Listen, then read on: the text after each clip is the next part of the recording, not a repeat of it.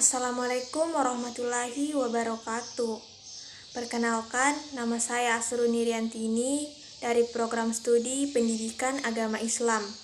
Di sini saya akan memaparkan materi mengenai strategi pembelajaran ekspositori. Pengertian dan konsep dari strategi pembelajaran ekspositori. Strategi pembelajaran ekspositori adalah strategi pembelajaran yang menekankan kepada proses penyampaian materi secara verbal dari seorang guru kepada siswa. Tujuannya adalah agar siswa dapat menguasai materi pelajaran secara optimal. Menurut Wina Sanjaya, strategi pembelajaran ekspositori adalah salah satu strategi pembelajaran yang menekankan kepada proses bertutur. Materi sengaja diberikan secara langsung. Peran siswa dalam strategi pembelajaran ini adalah menyimak dan mendengarkan materi yang telah disampaikan oleh guru. Adapun konsep dari strategi pembelajaran ekspositori adalah guru sebagai subjek dan siswa adalah objeknya. Di sini, guru dituntut untuk menguasai medan dalam rangka mengantisipasi berbagai kemungkinan yang tidak diinginkan ketika proses belajar mengajar itu berlangsung. Baik mulai dari mengenal kondisi lingkungan belajar ataupun mengenal latar belakang dari siswa itu sendiri. Selanjutnya adalah karakteristik dari strategi pembelajaran ekspositori. Menurut Majid, strategi pembelajaran ekspositori memiliki 3 karakteristik. Yang pertama yaitu, strategi pembelajaran ini dilakukan dengan cara menyampaikan materi secara verbal. Artinya, bertutur secara lisan merupakan alat utama dalam melakukan strategi ini. Oleh karena itu, strategi ini biasa juga disebut dengan metode ceramah.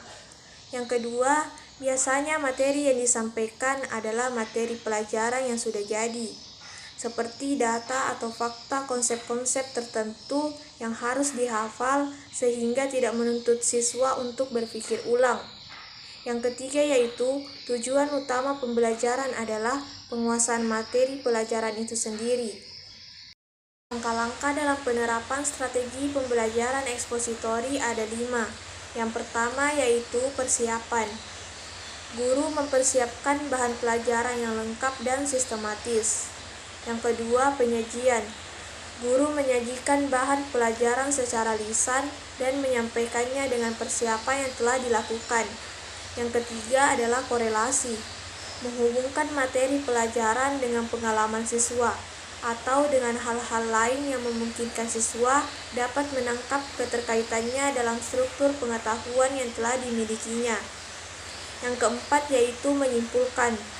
Tahapan untuk memahami inti dari materi pelajaran yang telah disajikan dan meminta siswa mengambil kesimpulan dari materi yang telah diajarkan dengan kata-katanya sendiri. Dan yang kelima yaitu mengaplikasikan. Merupakan langkah untuk menguji kemampuan siswa setelah siswa menyimak penjelasan guru. Guru memberikan tugas yang relevan atau tes dari materi yang diajarkan. Keunggulan dan kelemahan strategi pembelajaran ekspositori. Strategi pembelajaran ekspositori memiliki 3 keunggulan sehingga sering digunakan. Yang pertama yaitu, dengan strategi pembelajaran ekspositori, guru bisa mengontrol urutan dan keluasan materi pembelajaran. Dengan demikian, ia dapat mengetahui sampai sejauh mana siswa menguasai bahan pelajaran yang telah disampaikan. Yang kedua, strategi pembelajaran ekspositori dianggap efektif apabila materi pelajaran yang harus dikuasai siswa cukup luas. Sementara itu, waktu yang dimiliki untuk belajar terbatas. Dan yang ketiga, keuntungan lain adalah strategi pembelajaran ini bisa digunakan untuk jumlah siswa dan ukuran kelas yang besar.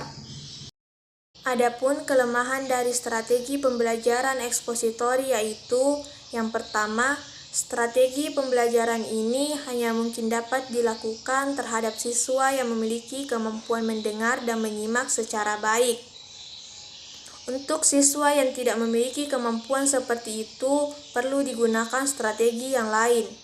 Yang kedua, strategi ini tidak mungkin dapat melayani perbedaan setiap individu, baik perbedaan kemampuan, pengetahuan, minat dan bakat, serta perbedaan gaya belajar. Dan yang ketiga, karena strategi lebih banyak diberikan melalui ceramah, maka akan sulit mengembangkan kemampuan siswa dalam hal kemampuan sosialisasi, hubungan interpersonal, dan kemampuan berpikir secara kritis.